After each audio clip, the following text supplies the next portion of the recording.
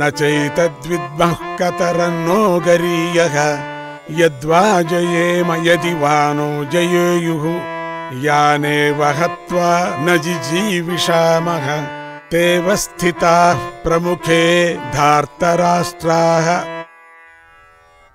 భిక్షాచర్యము, యుద్ధము అనే రెండిటిలో ఏది శ్రేష్టమైందో తెలుసుకోలేకుండా ఉన్నాం. మనం గెలుస్తామో లేదా అంటే మనలనే వాళ్ళు గెలిచిపోతారో, ఖండితంగా వాళ్లే గెలిచిపోతారేమో తెలియకుంటుంది. ఎవరిని సంహరించి బ్రతకాలని కోరుకోలేము. ఆ ధృతరాష్ట్రపుత్రులు మన ఎదురుగా నిలబడి ఉన్నారు అన్నాడు కృష్ణుడు. అర్జునుడి సందిగ్ధావస్థ చూడండి ఎలా ఉందో. గురువులు, బంధువులు, మిత్రులు కనిపించేసరికి వారిని చంపి జయాన్ని పొందటం కన్నా యుద్ధమే చేయకుండా పరాజయాన్ని అంగీకరించటమే మేలు కదా అంటున్నాడు కృష్ణుడితో. అంటే మేము ఓడిపోయామని ఒక ఘోషించుకుందాం. యుద్ధంలో జయాపజయాలు నిర్ణయించి చెప్పలేము. అవి ఎవరిని వరిస్తాయో కూడా ఎవరు చెప్పలేము. ఎవరు గెలిచినా చిక్కుగానే ఉంటుంది.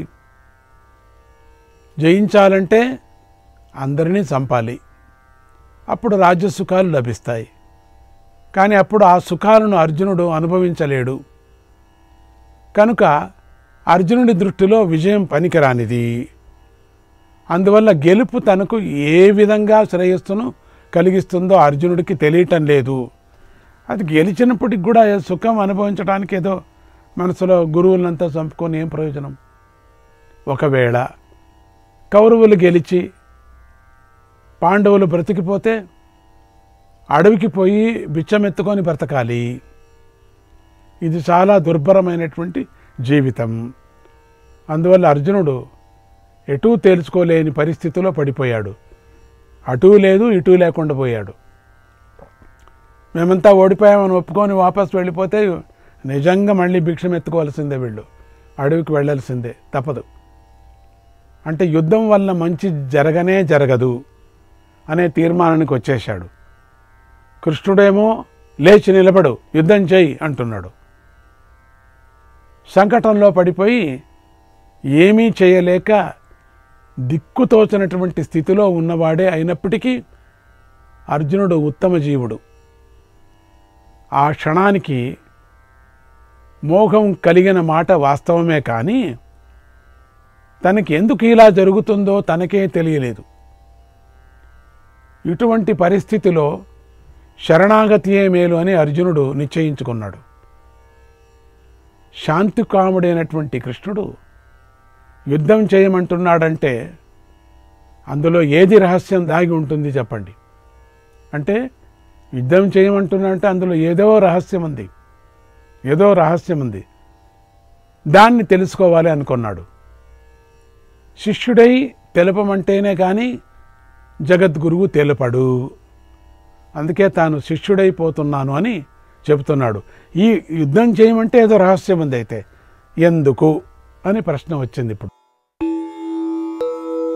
కార్పణ్యదోషోపహత స్వభావః పృచ్ఛామి త్వాం ధర్మ సమ్మూఢచేతాః యశ్రేయస్యాన్నిశ్చితం బ్రూహి తన్మే శిష్యస్తేహం శాధి మాం త్వాం ప్రపన్నం. దైన్యమనే దోషంతో నా స్వభావం మలినమైపోయింది. ఏది ధర్మము అని నా మనస్సుకు తెలియటం లేదు. దైన్యము అనేటువంటి ఒక కల్మషం చేరుకుపోయింది నా మనసులో. అందుకే నిన్ను అడుగుతున్నాను, ఏది చేస్తే నాకు శ్రేయస్సు కలుగుతుందో దాన్ని నిశ్చయించి చెప్పు. ఇప్పుడు దారికొచ్చాడు. నేను నీ శిష్యుడిని, నిన్ను శరణు పొందిన నాకు తెలిసేలాగా చెప్పు అని అర్జునుడు కర్తవ్య విషయాన్ని అడిగాడు. కర్తవ్యం, ముందుకు నేనేం చేయాలని. మొదట వెళ్ళైపోతాను, ఏం అక్కర్లేదనేవాడు. కొంచెం లైన్కి వచ్చాడు. ఇక్కడ తనలోని దోషాన్ని చెప్పుకున్నాడు. ధర్మాచరణే ముఖ్యమని, కాకపోతే ఏది ధర్మమో తెలుసుకోలేకోకుండా ఉన్నానని కూడా చెప్పాడు. నాకు ఏది ధర్మమో అర్థం కావటం లేదు. శ్రేయస్సును పొందాలనే కోరికను వ్యక్తం చేశాడు.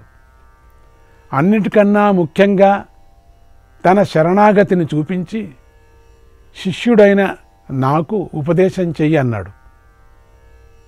ఈ మాటతో అర్జునుడి స్థాయి పాత్ర పెరిగి ఇక ఎక్కడికో వెళ్ళిపోయింది.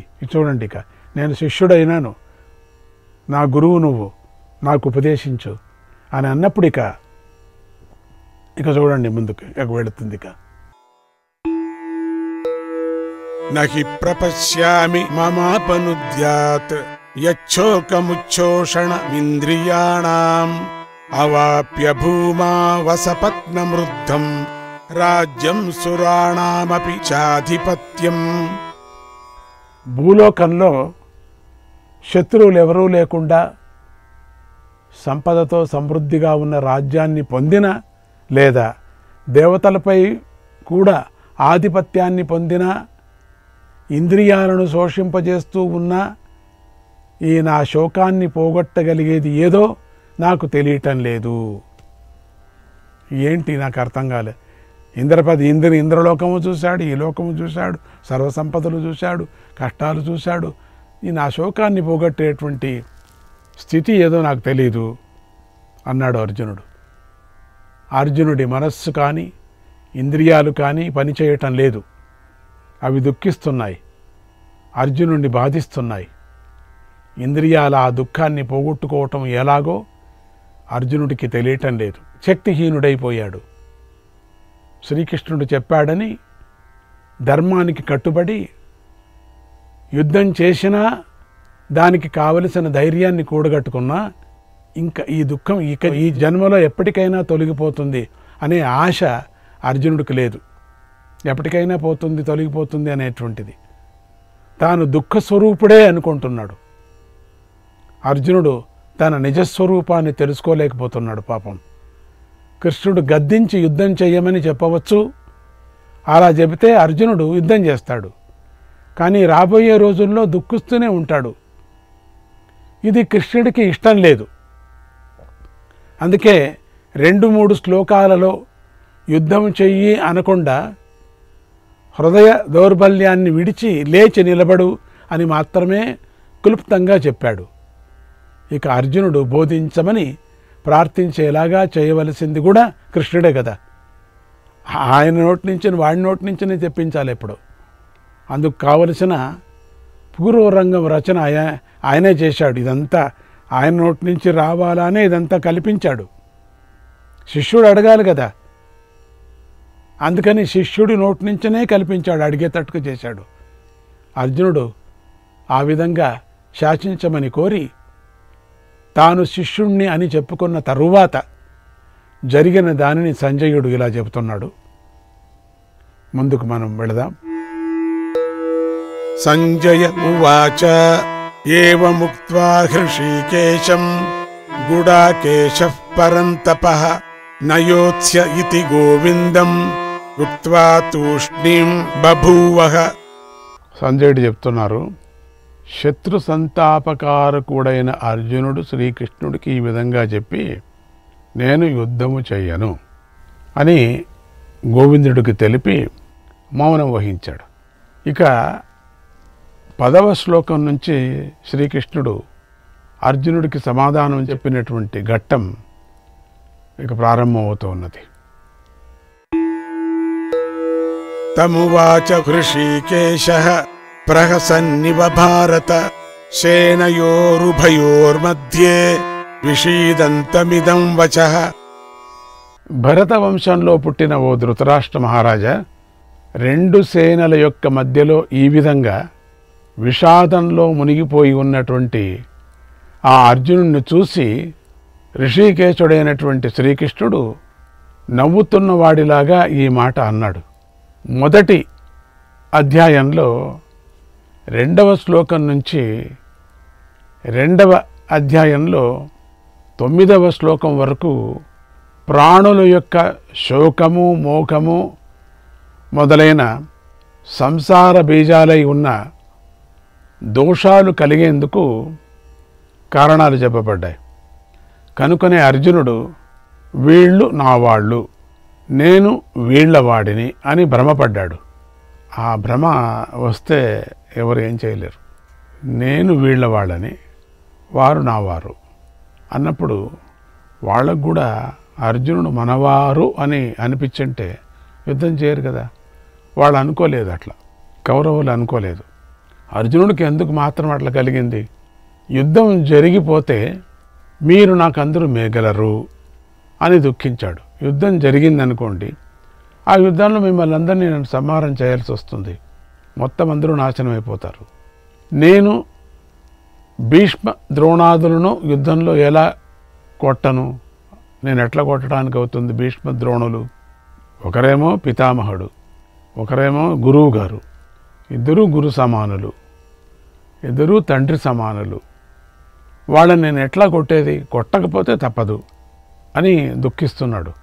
శోకమోహాల చేత అర్జునుడి వివేక విజ్ఞానాలు అణగారిపోయాయి.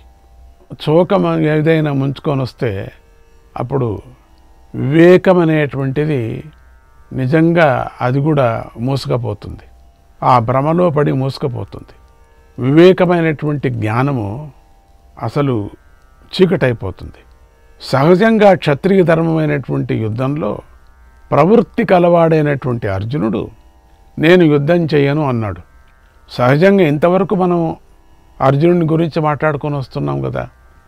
మహావీరుడు, శూరుడు, యుద్ధంలో చాలా నేర్పరి, యుద్ధం చేయటానికి చాలా ఇష్టపడేవాడు, ఇంతవరకు మనం చెప్పుకొని వచ్చాం కదా. ఇప్పుడు ఉన్నట్టుండి అర్జునుడికి యుద్ధం మీద ఆసక్తినే లేకపోయింది.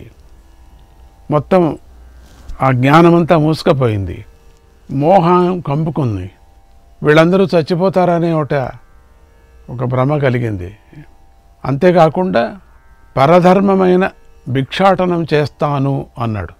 క్షత్రియ ధర్మం కాదది, అది వేరే ధర్మం. అది అసలు క్షత్రియ ధర్మము భిక్షాటనం చేయకూడదు, యుద్ధమే ఆడాలి, వాళ్ళు జయించుకొనే తినాల. పులి ఏమైనా అడక తింటుందా? అట్లా లేదు కదా. అడక తినేవాళ్ళు వేరే. అంటే పులి తిని మిగిలినటువంటివి కొన్ని ప్రాణులు, నక్కలున్నాయి, అవన్నీ కూడా పులి వేటాడింది మిగిలింది అడక తింటాయి. అవి దాళ్లను దగ్గర వెళ్ళి అడక తిని కొయ్యి కొయ్యి కొయ్యి కొయ్యి అని తింటాయి. అటువంటి ధర్మం కాదు కదా అర్జునుడిది. భిక్షాటన చేసే ధర్మం కాదు కదా. శత్రు సంహారం చేసిన తర్వాతనే తాను సుఖంగా ఉంటాడు. భిక్షాటనం చేస్తాను అన్నాడు, అది బాగలేదు కదా. ఇదే విధంగా శోకమోహాలు కలిగిన ప్రాణులందరికీ స్వధర్మాన్ని వదలటము, విరుద్ధ ధర్మాన్ని పట్టుకోవటము స్వాభావికం అయి ఉంది కదా. ఇది చాలా ఎప్పటి నుంచో ఉంది, ఇప్పుడే కాదు. వేరే ధర్మాన్ని పట్టుకోవటం, ఈ ధర్మంలో చేత కాకపోతే, ఈ ధర్మంలో కడుపు నిండకపోతే ఇంకొక ధర్మాన్ని పట్టుకుంటారు. అది తప్పు కదా. అది చేస్తే ఈ ధర్మంలో స్వధర్మంలోనే చావాలి, స్వధర్మాన్ని ఆచరించే చావాలి, అంతేగాని ఉపవాసం ఉండి చావాలి, కానీ ఇంకొక ధర్మంలో మనం వెళ్ళకూడదు అనటానికి బాగా చెప్తోంది ఇక్కడ. స్వధర్మాన్ని ఆచరించే వారిలో కూడా మనోవాక్కాయాల ప్రవృత్తి కర్మఫలానికి అంటుకొనే ఉంటుంది కదా. స్వధర్మాన్ని నేను ఆచరిస్తున్నానంటే కర్మఫలానికి అంటుకోంది. అది దాన్ని మనం ఎట్లా దాన్ని మనం చేంజ్ చేయటం, విరుద్ధంగా వెళ్ళటం, ఇంకొక ధర్మాన్ని పట్టుకోవటం, దాని నుంచి పాపమే కదా, దాని నుంచి ముక్తి ఏం కాదు. అన్ని విధాలైనటువంటి పాపం వస్తుంది. ఈ విధంగా ధర్మము అధర్మము కూడా పెరుగుతూ ఉండటం వల్ల ఇష్టానిష్టాలు సుఖదుఖాలు కలిగేటటువంటి ఈ సంసారం పోనే పోదు. సుఖదుఖాలు కలిగేటువంటి ఈ సంసారం ఉందే, అది ఎప్పటికీ పోతుంది. అక్కడి నుంచి తప్పించుకొని అక్కడ బాగుంటుంది, అక్కడి నుంచి తప్పించుకొని ఇక్కడ బాగుంటుంది అంటే ఎక్కడ బాగున్నా నీ కర్మ అనుసారంగా అన్ని చోట్ల దుఃఖం ఉంది. కనుకనే శోకమోహాలు సంసారానికి బీజమై ఉన్నాయి. ఏదన్నా కానీ దానికి సర్వకర్మ సన్యాసపూర్వకమైన ఆ జ్ఞానం వల్లనే ఈ శోకమోహాలు తొలగిపోతాయి. స్వకర్మంలోనే ఉంటూ, అంటే తన యొక్క సర్వకర్మ సన్యాసపూర్వకమైనటువంటి ఆ జ్ఞానం, మనకు ఆ జ్ఞానం కావాలా ఎక్కడున్నప్పటికి కూడా. జ్ఞానం ఉంటే కష్టసుఖాలు శోకమోహాలు కూడా అన్నీ కూడా తొలగిపోతాయి. దానికి ఉపయోగించాలి కానీ ఎస్కేపింగ్ కాకూడదు అని మనకు చెప్తుంది. మరే విధంగానూ అది సాధ్యం కాదు అని ఉపదేశించాలి అనే కోరికతో భగవంతుడు అర్జునుడిని నెపం చేసుకొని సర్వలోకాన్ని అనుగ్రహించటం కోసం ఇలా ఉపదేశిస్తున్నాడు. శ్రీ భగవానువాచ అశోచ్యానన్వశోచస్త్వం ప్రజ్ఞావాదాంశ్చ భాషసే గతాసూన గతాసూంశ్చ నానుశోచంతి పండితాః. ఎవరిని గురించి శోకించవలసినటువంటి పని లేదో వారిని గురించి నువ్వు శోకిస్తున్నావు. అసలు ఎవరిని గురించి నువ్వు వాళ్ళని గురించి నువ్వు దుఃఖపడాల్సిన పనే లేదు. నువ్వు అటువంటి వాళ్ళని గురించి దుఃఖపడుతున్నావు. నువ్వు అంటే నీకు పనికి రానటువంటి దాన్ని నువ్వు దాని గురించి దుఃఖిస్తున్నావు. మళ్ళీ పండితుడు అలాగా మాట్లాడుతున్నావు. నీ మాటలంతా పండితుడిలాగా ఉన్నాయి. నీ లోపల కమ్ముకున్నటువంటి ఒక పొగ శోక మోహాలతో బాధపడుతూ అక్కరలేనటువంటి పదార్థం మీద నీవు దుఃఖిస్తున్నావు. పైకి మాత్రం ఏదో అన్నీ తెలిసిన వాళ్ళలాగా మాట్లాడుతున్నావు. ప్రాణాలు పోయిన వారి గురించి కానీ ఇంకా ప్రాణాలు పోని వారి గురించి కానీ పండితులు శోకించరు అన్నాడు భగవంతుడు. పండితులు ఖండితంగా శోకమే లేదు వాళ్లకు. ప్రాణాలు పోయిన వాళ్ళ గురించి ఎందుకు శోకించాలా? అసలు ప్రాణాలు ఉండిన వాళ్ళని గురించే వాళ్ళు శోకించరు. అటువంటిప్పుడు ప్రాణాలు పోయిన వాళ్ళని గురించి శోకిస్తారా? నువ్వు పండితుడు మాదిరిగా మాట్లాడుతున్నావు, ఏదో అన్నీ తెలిసినలాగా, కానీ లోపల మాత్రం శోకిస్తున్నావు. ధర్మ విషయంలో మూఢుడై మహా శోకసాగరంలో మునిగి ఉన్నటువంటి అర్జునుడిని ఉద్ధరించాలనే కోరికతో ఆత్మజ్ఞానం కంటే వేరే దారి లేదు అని భగవంతుడైన వాసుదేవుడు ఆత్మజ్ఞానాన్ని బోధిస్తున్నాడు. ఇక్కడ అర్జునుని ఒక నెపంలాగా చేసుకొని, అర్జునుని ఒక నిమిత్తంలాగా చేసుకొని, అర్జునుడికి శోకం వచ్చేటట్టుగా చేసి, పనికిరాని మీద శోకం వచ్చేటట్టుగా చేసి ఈ ప్రపంచంలో మాట్లాడుతుంటారు వేదాంతం. ఇంకొకరికి చెప్తారు, వాళ్ళకి కాదు. ఎవరైనా శోకించేటప్పుడు వాళ్ళ ఇంటి వాళ్ళు పోయినప్పుడు వేదాంతం చెప్తారు. అందరూ వెళ్ళాల్సిందే అండి, ఎందుకు ఊరికే శోకిస్తారు? తనకొచ్చే లోపల తాను శోకిస్తాడు. అది ఎట్లా ఉండండి? ఇంకొకరికి ధైర్యం చెప్పేటప్పుడు తాను ధైర్యంగా ఉండాలి కదా. ఆ విధంగా నువ్వు మాట్లాడుతున్నావు అని శిష్యుడి నోటి నుంచి అడిగిచ్చి శిష్యుడికి మళ్ళీ బోధ చేస్తున్నాడు. ఎవరికి? లోకానికి. ఈ లోకమే ఒక శిష్యుడిలాగా తయారైపోయింది పరమాత్ముడికి. లోకంలో ఉండే సమస్త ప్రాణులు వీళ్ళందరికీ ఆత్మజ్ఞానం కలిగించాలా అనే ఒక దృష్టితో ఈ విధంగా బోధిస్తున్నాడు. శోచ్యుడు అంటే ఏడవదగినవాడు, అశోచ్యుడు అంటే ఏడవదగనివాడు. అశోచ్యుడు అశోచ్యుడు, ఏడ్చేవాడు, ఏడవనివాడు. అర్జునుడు భీష్మ ద్రోణాదుల గురించి ఏడుస్తున్నాడు, వాళ్ళని గురించి ఏడుస్తున్నాడు. వారి విషయంలో భగవంతుడు ఏడవద్దు అంటున్నాడు. వాళ్ళు మహానుభావులు. అది ఈ శరీరాన్ని వదులుతారు, వేరే శరీరం వెళ్ళిపోతారు, దాని మీద ఏం లేదు. కానీ వాళ్ళని గురించి ఎందుకు ఏడుస్తున్నాను అంటే ఏడవద్దు అంటున్నాడు. ఇదేలా కుదురుతుంది అంటే భగవంతుడే దానికి సమాధానం కూడా చెప్తున్నాడు. ఎట్లా కుదురుతుంది? ఏడవద్దు అంటున్నాడు. ఎట్లా? అర్జునా, నువ్వు ఎవరి కోసమైతే ఏడుస్తున్నావో ఆ భీష్మ ద్రోణాదులు చాలా మంచి నడవడిక గలవారు. శ్రీకృష్ణాయ పరమాత్మనే నమః.